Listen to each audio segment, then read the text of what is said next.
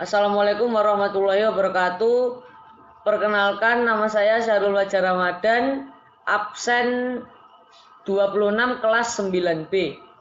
Di sini saya akan mempresentasikan tugas saya, yaitu mata pelajaran prakarya yang berjudul Pengolahan Hasil Peternakan dan Perikanan. Hal-hal yang dibahas dalam tugas PPT saya. Yang pertama adalah pendahuluan, kedua adalah pengolahan menjadi makanan siap saji, yang ketiga adalah pengolahan menjadi makanan setengah jadi, yang keempat adalah kesimpulan. Pendahuluan. Pangan merupakan salah satu kebutuhan pokok yang sangat penting bagi manusia. Salah satu pemenuhan kebutuhan pangan berasal dari hasil peternakan dan perikanan. Untuk menjaga supaya hasil peternakan dan perikanan dapat dikonsumsi dalam jangka waktu yang lama, maka diperlukan proses pengolahan dan pengawetan makanan. Pengolahan hasil peternakan dan perikanan dapat dibagi menjadi dua, yaitu pengolahan menjadi makanan siap saji dan olahan pangan setengah jadi. Contoh hasil makanan siap saji seperti masakan udang asam manis, sapi lada hitam, dan sebagainya. Dan contoh hasil olahan pangan setengah jadi yaitu filet ayam, filet ikan, nugget, dan sebagainya. Poin kedua, pengolahan hasil peternakan dan perikanan menjadi makanan siap saji. Jenis ikan, udang, cumi-cumi, rumput laut, daging, telur, susu. Ikan secara ekologis dibagi menjadi tiga, yaitu ikan perairan tawar, ikan perairan payau, dan ikan perairan laut. Contoh ikan perairan tawar yaitu lele, gurami, nila. Contoh ikan perairan payau adalah bandeng dan kakap. Contoh ikan perairan laut adalah tuna, tenggiri, dan pari. Yang kedua adalah udang. Udang dapat ditemukan di hampir semua genangan air yang berukuran besar, air payau, air tawar. Yang ketiga adalah cumi-cumi. Jenis cumi-cumi yang biasa dikonsumsi manusia adalah jenis Loligopealei. Yang empat adalah rumput laut.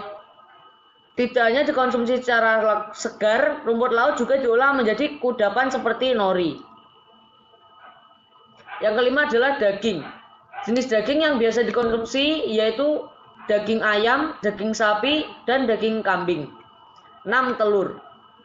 Telur yang biasa dikonsumsi berasal dari ayam-ayam petelur, bebek, dan puyuh. Yang ketujuh adalah susu. Jenis susu yang biasa dikonsumsi adalah susu sapi dan susu kambing etawa. Berikut ini adalah gambar-gambar yang telah saya jelaskan tadi. Ini adalah ikan lele, ikan gurami, ini ikan nila, ikan bandeng, ikan kakap, ikan tuna, ikan tenggiri, ikan pari, udang, cumi, rumput laut, daging sapi, telur, dan ini adalah susu.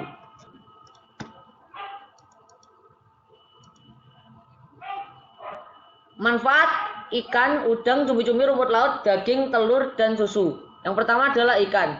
Manfaat ikan adalah membantu pertumbuhan otak dan tulang, mencegah penyakit jantung, mengurangi resiko diabetes, melindungi mata karena penuaan. Udang. Protein untuk membentuk sel tubuh, yodium untuk produksi hormon, kalsium untuk kesehatan gigi dan tulang, asam lemak omega 3 untuk kesehatan jantung.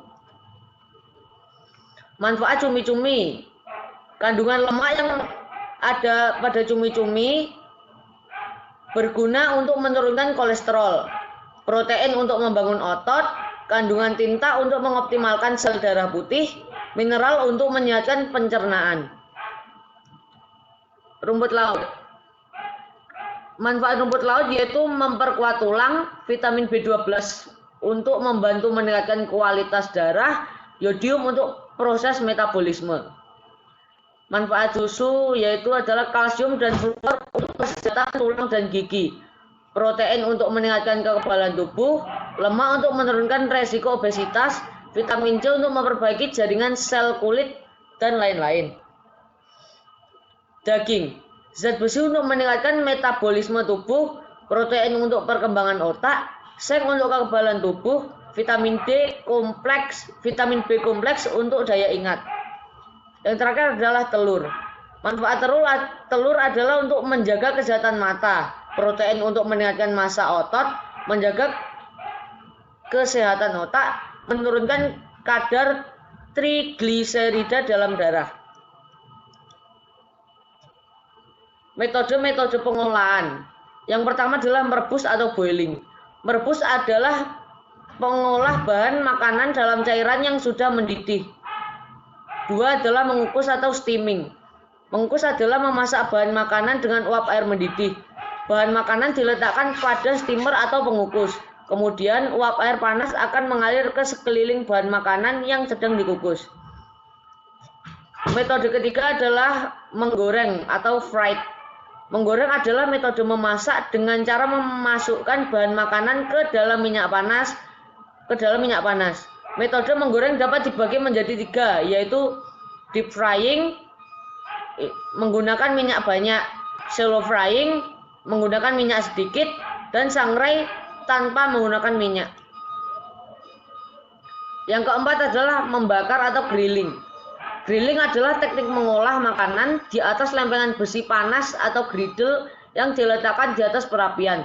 Suhu yang dibutuhkan untuk grill sekitar 292 derajat Celcius. Yang terakhir adalah memanggang atau baking. Memanggang adalah metode memasak makanan dengan menggunakan udara yang dipanaskan sehingga bahan yang dimasak mendapatkan panas yang stabil dari segala arah. Alat untuk memanggang adalah microwave dan oven. Penyajian dan pengemasan. Jenis kemasan dibagi menjadi tiga. Yang pertama adalah kemasan primer. Kemasan primer adalah bahan kemas langsung yang mewadai bahan pangan.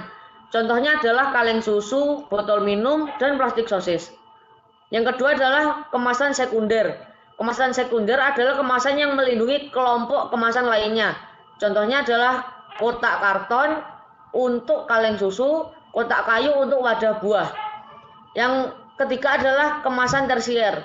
Kemasan tersier adalah kemasan yang dibutuhkan untuk menyimpan barang atau produk selama pengiriman. Contoh kotak karton gelombang dan kontainer. Faktor-faktor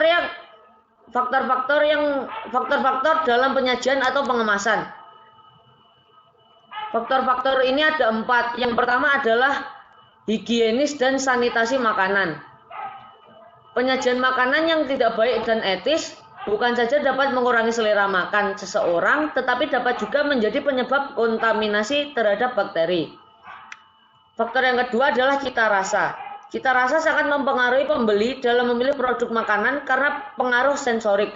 Pengaruh sensoriknya yaitu adalah rasa, tekstur, dan bau.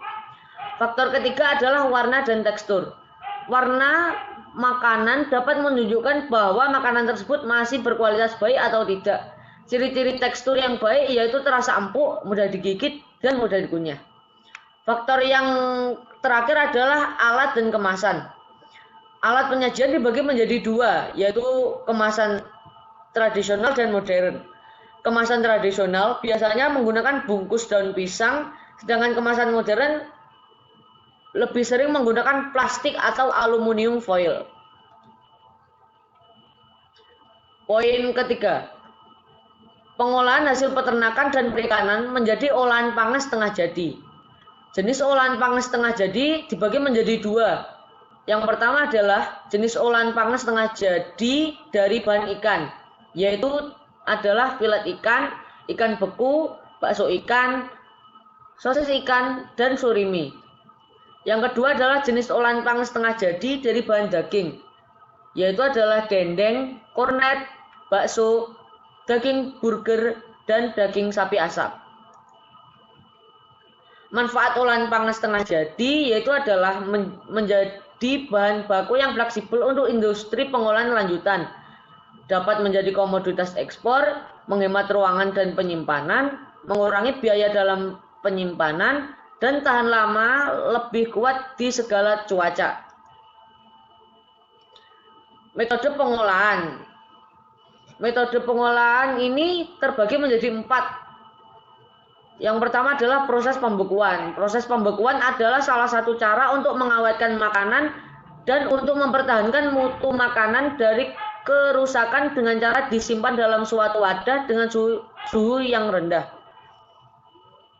Metode kedua yaitu adalah proses pengeringan. Proses pengeringan adalah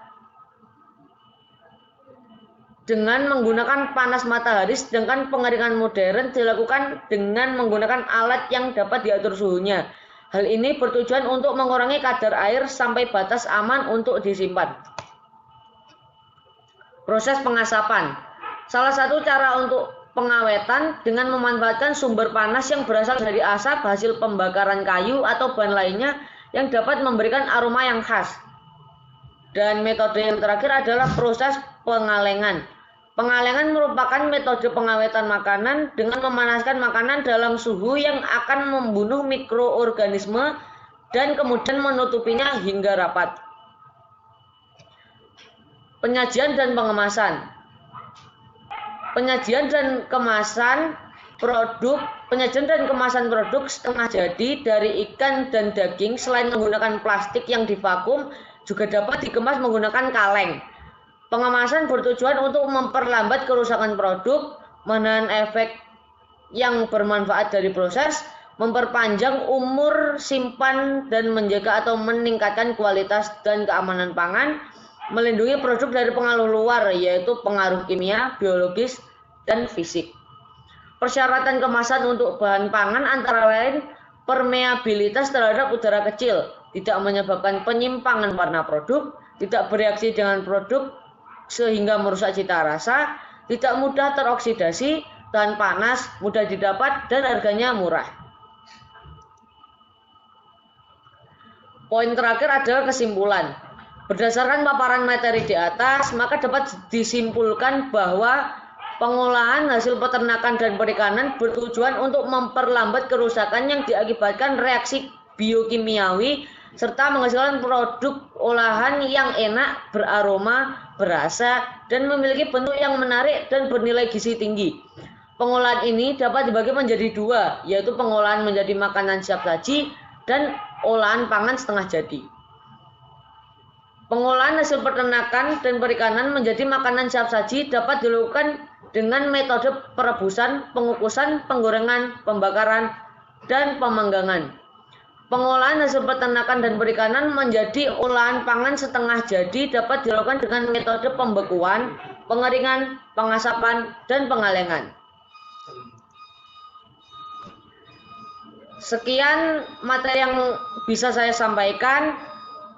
Terima kasih. Wassalamualaikum warahmatullahi wabarakatuh.